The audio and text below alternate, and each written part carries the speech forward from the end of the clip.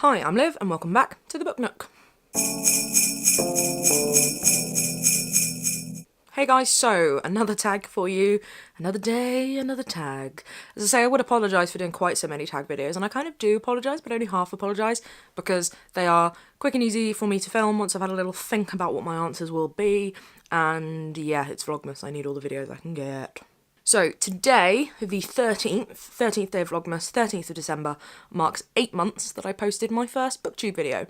The other day, when I was looking at sort of what videos I could be filming during Vlogmas, I had a look and I was like, okay, when was my first video?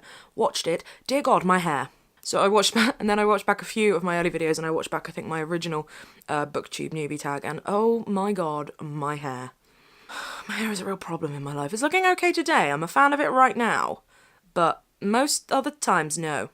So I'm just going to dive straight in with the BookTube tag. Booktube Newbie 2.0 tag would help if I could say it. Number 1, what genres would you like to see talked about more on BookTube? I think I would like to see more poetry.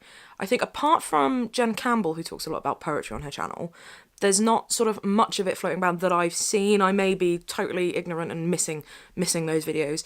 And I know I'm a fine one to talk. I mean, as I say, in one of my other videos, I looked back at my list of what I've read this year, and I've only read 2 poetry collections this year, which is awful for me. I used to study poetry. I am ostensibly a writer of poetry, lapsed. But to have only read 2 this year, the amount I've bought as well, the ratio of read to bought, I mean, I know my ratio of read to bought is pretty awful anyway, but with poetry, it's woeful. So I think I would like to see more poetry talked about.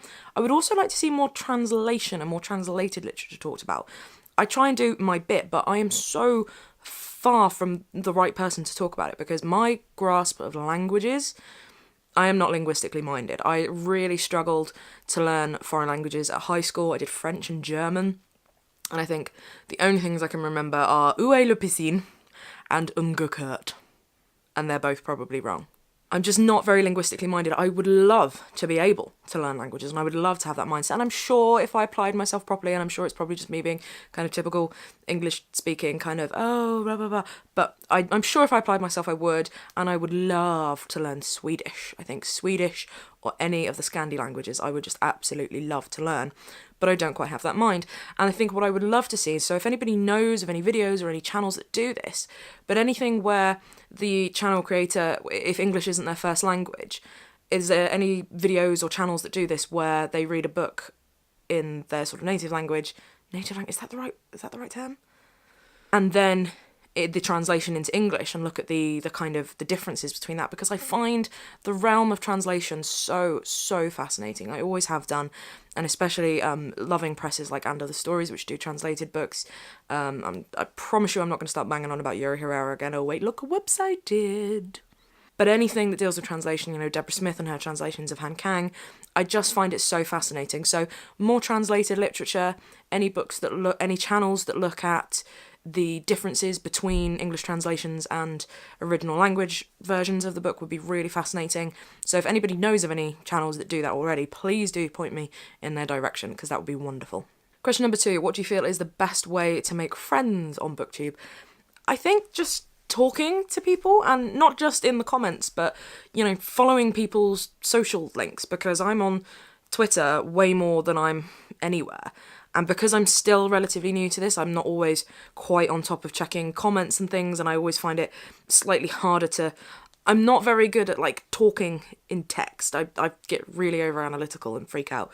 So I think just talking to people, and also trying to remind yourself that there is always going to be that disconnect between text on the screen and what people mean, because I struggle with that. But I think just talking to people and being yourself. I mean, I think I'm getting friendly with some people on BookTube, and I'm just really enjoying it. So I think that's the best way to make any kind of connection with anybody else on BookTube, be it another channel creator or people in your comments. I mean, there's loads of you who talk to me in the comments who I'm just, you guys are great. And so that sounded and looked way more sarcastic than I meant. I just don't do well with, emotion. Just talking, following socials and things like that, and just chatting. Number 3, what do you enjoy the most about making BookTube videos? Now I'm a bit more used to it, I do quite enjoy the filming aspect of it, actually doing this and having a little think and, just vlogging and seeing what comes out of my mouth and, yeah, giving it a go. And I think, yeah, so far, the actual making of the BookTube videos, I think actually the filming I'm enjoying the most. Which leads me nicely on to question number 4. What do you least look forward to when making BookTube videos? My hair. My hair. Especially now having watched some old ones back. And editing. If a video has gone well, editing is a joy. Actually, it's not always a joy, it's still always a bit of a faff. And there's always something that goes wrong, and there's always something when I'm watching it going, oh god, shut up, Livy, what have you done that for? And yeah, editing is the nightmare, because filming is the do whatever that way, editing is the everything you've done comes back at you this way, and it's, yeah, I don't know. Number 5, what videos other than tags, TBRs, wrap-ups, reviews and recommendations would you want to see more of? So I think what I'd like to see more of, I'm already seeing a bit more of, and that's a bit of kind of self-awareness, for want of a better word. Now, I don't mean videos solely about being a booktuber and stuff like that. There have been a lot of videos lately about the whole conversation to do with being a public reader and Goodreads and all of that, and I think all of that is really important. But I just mean in general, in videos, having that self-awareness to go, as a booktuber, my reading is slightly different to possibly some people watching, and just to not get caught up in that bubble, I think.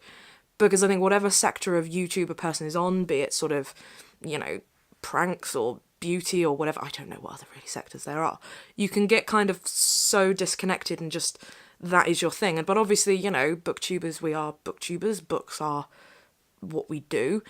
But the self-awareness that I am seeing, and I'm not saying I don't see it, I just think it's an important thing to constantly kind of be aware of, that when us as booktubers are talking about however many books we've hauled, you know, in one day, to have that self-awareness, to know that that isn't possible for other people, and to not make it seem like a thing. So just a bit of sort of self-awareness through them, I think, is, I'm already seeing more of it, and I like what I'm seeing of it, and I just hope that continues. But also, I quite like some of the get to know you videos. I watched the other day a spoof video of how booktube videos go, and it was really, really well done and really quite on the nose, and it was from another booktuber, and it was sort of taking a piss out of booktube as a thing, and it was so right. And one of the things in it was, you know, insert thing about me that you don't really need to know if you're here for the books. And I totally agree, but at the same time, I really like that, because you get to know people as a person, and you get to know persons as a people. What? If you get to know people as they are people, you get to know their reading tastes, and vice versa, I think.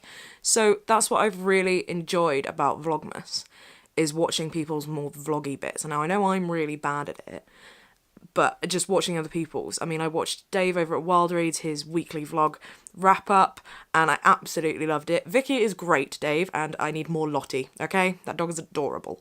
So things like that, I just love getting to know people, and it shapes your kind of picture of them.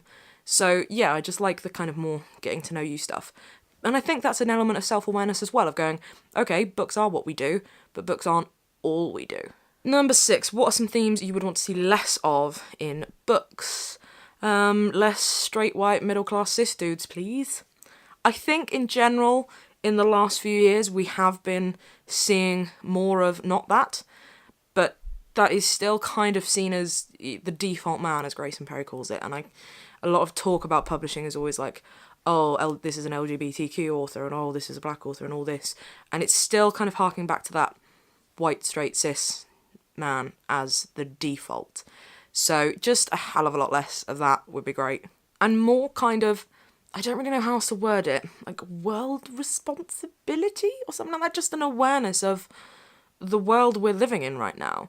And although fiction is an incredible place to escape to when the world gets a bit too much, I think there has to be an echo of what's happening in fiction, be it subtly, be it whack you over the head with a frying pan wise, just something in texts that is aware of the climate that fiction is kind of being written in, because fiction is kind of being written in this climate of post-truth, and fiction's responsibility to truth, you know, could be a whole thing. You know, again, I will urge you to go and listen to Ali Smith's podcast of the talk she gave at the Goldsmiths Prize shortlist, because it just sort of sums up everything I'm trying to say, only better. but fiction's relationship to truth, because the relationship of truth to the world is being kind of examined and upended at the moment. I think there's a real responsibility in all of the kind of the arts, as it were, to hold up a mirror of some kind. It's not necessarily what I mean, but just a world responsibility, just an awareness that we are not living in this bubble where everything happens is in that book because I've run out of steam. I just want to know that authors, I guess for me, when I'm reading a book, I just want some kind of awareness that the author hasn't retreated so much that they are ignorant to the world anymore. I don't think that really happens so much anymore, but yeah, I just think fiction is a powerful thing when it's done right, and I just want to see a bit more of an awareness of that. It's all about awareness, apparently, today. It's my buzzword. Number 7, what are some of your BookTube goals? I only have one goal, and that is to keep enjoying it. As soon as, I mean, yeah, sure, I'd love some more subscribers. Yeah, yada, yada, yada. I'd love my watch numbers to go up. But if I'm not enjoying it, none of that means anything anyway.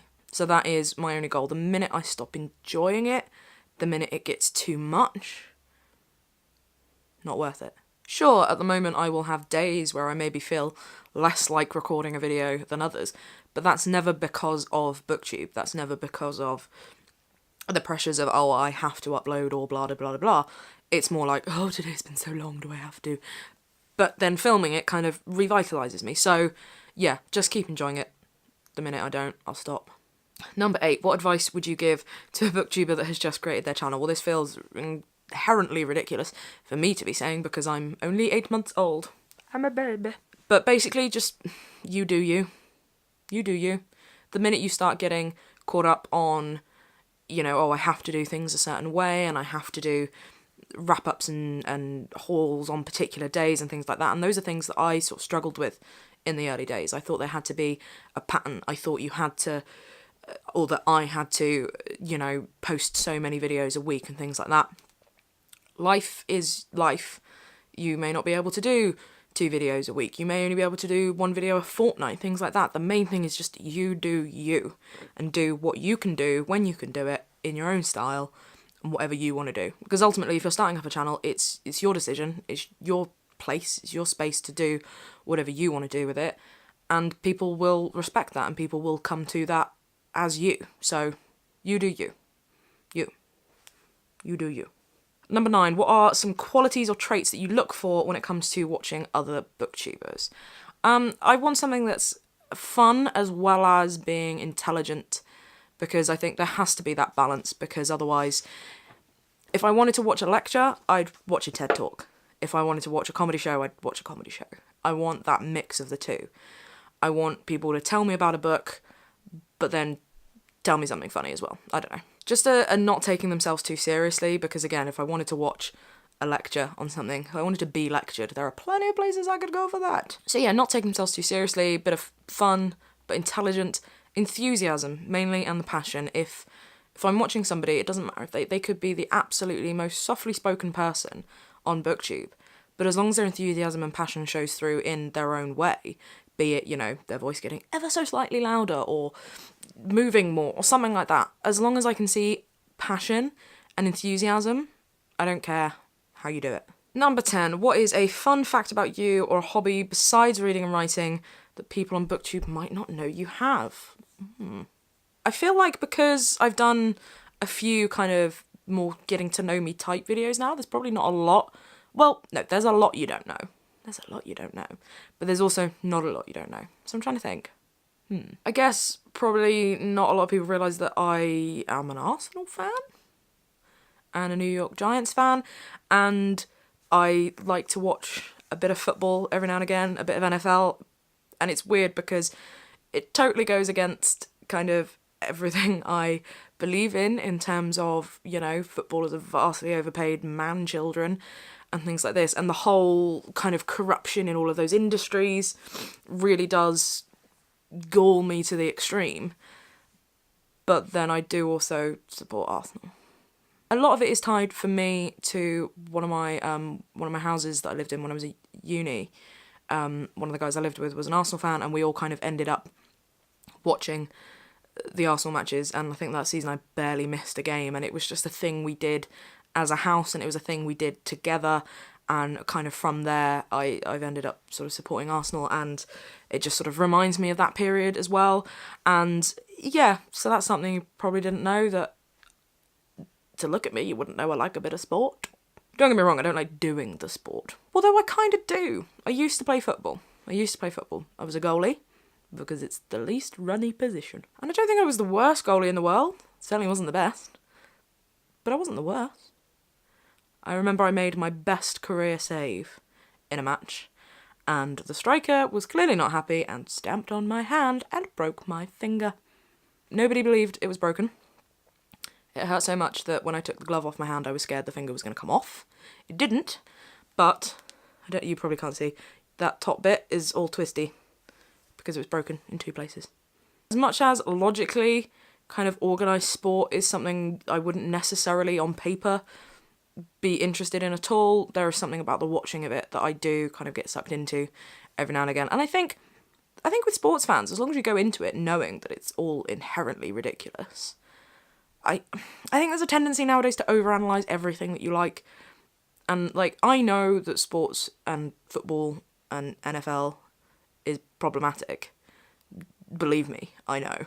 So can I not just watch it every now and again, please? But maybe just don't talk to me about the New York Giants season. Maybe just don't. Or even Arsenal for that matter. Oh, what's that sound? Oh, yes, that's your estimations of me falling rapidly. Number 11, which booktubers do you tag? As per usual, everyone and anyone. So yeah, that is my 8-month anniversary on BookTube. And that's the Booktube Newbie 2.0 tag.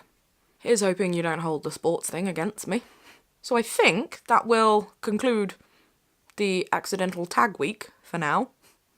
I've got some other things lined up, and I need to start thinking about my books of the year. I've been looking at it and getting a bit...